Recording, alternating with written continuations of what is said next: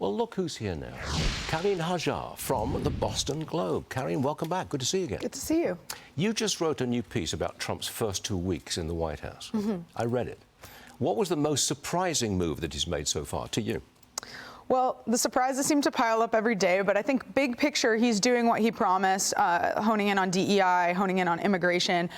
More of the surprises are in the details. So when you look at the border, for example, shutting down the overly zealous use of granting asylum cases, granting humanitarian parole, that's what caused the crisis in the Biden years in the first place. So I'm not surprised that he did that. What I'm more surprised about is sort of some of the other ways that we're looking at immigration, like birthright citizenship, for example. That was a surprise just because the costs of that legal fight, the political capital of that legal fight, seem to sort of outweigh the benefit when it comes to bringing order to the immigration system and to the border in the short run. You think he's going too far too fast?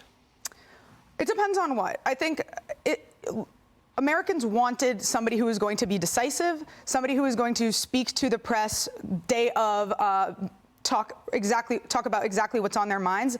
And I think that Americans appreciate that.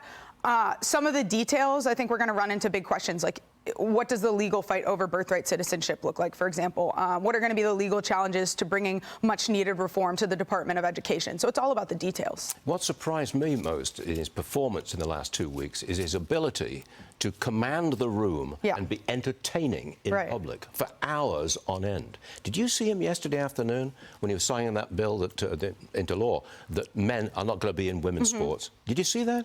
I mean, he just played that room really well. What a complete contrast with Joe Biden. A complete contrast. And again, being decisive on an issue, not playing the politician. I mean, some people might say, look, he knows how to work a room, but he's taking a decisive stance on that issue. You had mothers and daughters there excited to see the president stand up for their sports and for their safety. And like you said, a big shift from the last 4 years. Total difference. Next one, and it's for you. Democrats having a meltdown over Trump's Gaza plan. Watch this.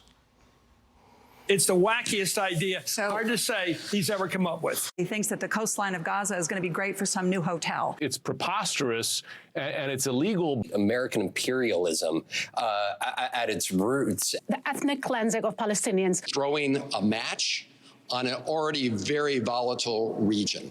They're freaking out, and they said they wouldn't do that again.